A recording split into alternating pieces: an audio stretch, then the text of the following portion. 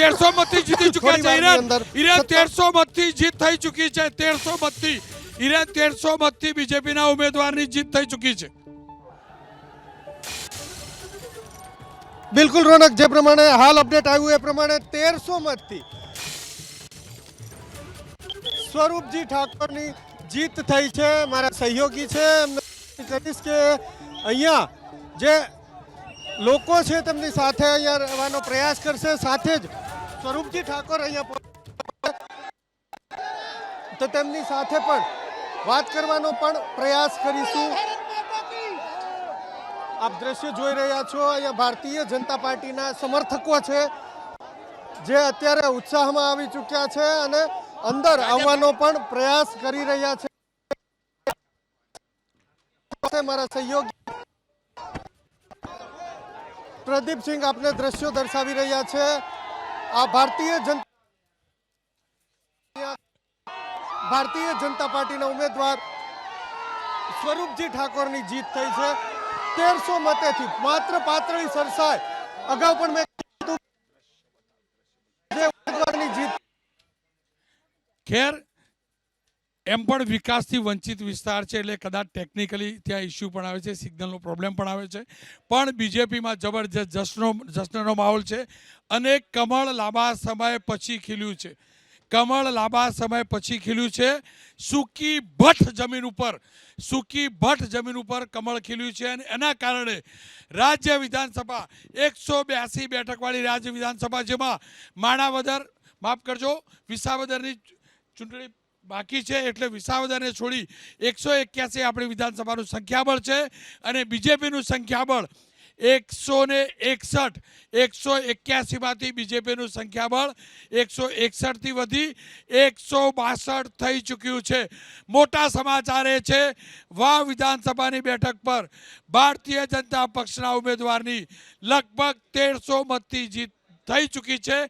સત્તાવાર જાહેરાત ગણતરીની મિનિટોમાં થશે, પણ પહેલી વાર એક ગાબડું પાડવામાં બીજેપીને સફળતા મળી છે।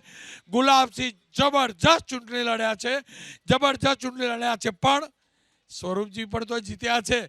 સમાજ આગળ પાઘડી નીચે મૂકી સમાજે લાજ રાખી છે અને ખુશાલી જોઈ એમના ચહેરા ઉપરની। ગીત ચોક્કસથી છે, હારેલી બાજી જીતતા આવડે છે।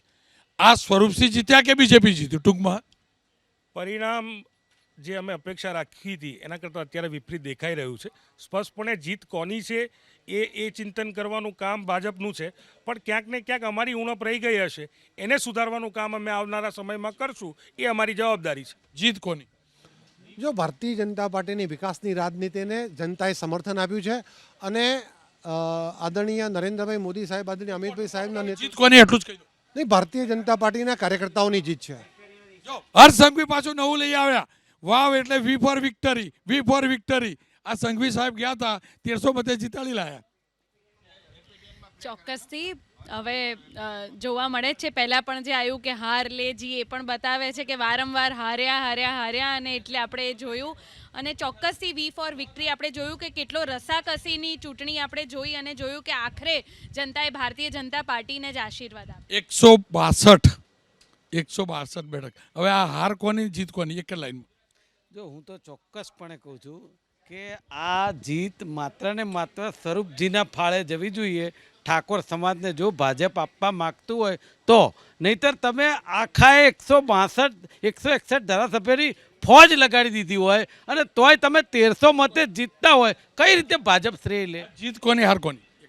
જીત ભાજપની થઈ છે, પણ આની અંદર જે ભારતીય જનતા પાર્ટીનું તમે જેમ કીધું એમ કે ભારતીય જનતા પાર્ટીની જીત નથી, એક ચહેરાની જીત છે અને કોમ્યુનિટીની જીત છે કે જે આટલા આગળ જેટલા ચાલ્યા રાઉન્ડ એની અંદર ક્યાંય ભારતીય જનતા પાર્ટી આગળ ના ચાલી, પરંતુ જે આપણે કહેતા હતા કે એ ભારતીય જનતા પાર્ટીના કાર્યકર્તાઓ જ કહેતા હતા કે અમે 15 રાઉન્ડ પછી આગળ વધીશું, એટલે કહી શકીએ કે એક ચહેરાની જીત થઈ છે। જીત કોની, બીજેપીની કે હાર કોની?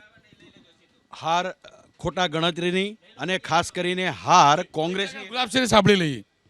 ખામીઓ રહી છે એનું સમીક્ષા કરશું અને આવનારા સમયમાં એ દૂર થાય અને ફરીથી એક વખત વાવ વિધાનસભાની અંદર કોંગ્રેસ જીતે એના માટેના પ્રયત્ન। 16 રાઉન્ડ બાદ આ બાબર જે છે તેમાં આ પ્રકારની અસર જે છે તે જોવા મળે છે। બાબરે સમર્થન ના મળ્યું, આ બધા આપ્યું છે, લોકોએ ખૂબ સાથ સહકાર આપ્યો છે વિપક્ષમાં હતા, તંત્ર એમની જોડે હતું, છતાં 1000-1500 જેટલા નજીવા વોટનું જ માર્જિન રહ્યું છે. એટલે એમાં ભાભરે સાથ આપ્યો, વાવ સોયગામે ઘણો સાથ આપ્યો છે. બધાનો આભાર માનું છું આપના માધ્યમથી. વાવ સોયગામ ભાભર. જી ખેર આ જીત કોની હાર કોની? સ્ટ્રેટેજીની જીત અને ઓવર કોન્ફિડન્સની હાર છે. અને ઠાકોર વોટ જે હવે નવો ટર્ન લેશે, કારણ કે ઉત્તર ગુજરાતમાં જે જિલ્લા તાલુકા પંચાયતોમાં પાટણ, બનાસકાંઠા, મહેસાણામાં ઠાકોર ક્રેડિટ અલ્પેશભાઈ બીજો લેશે ને? અલ્પેશ ઠાકોર પણ લેશે કે મેં જીતાડ્યો? એ પેટા ચૂંટણી હાર્યા હતા. એ વાત બરાબર છે, પણ અત્યારે સ્ટ્રેટેજીની રીતે જોઈએ ને તો એવું કહેવાતું હતું કે ભાઈ વાવ બેઠક એટલે કોંગ્રેસ, પણ એ સ્ટ્રેટેજી જુદી રહી ઓવર કોન્ફિડન્સમાં.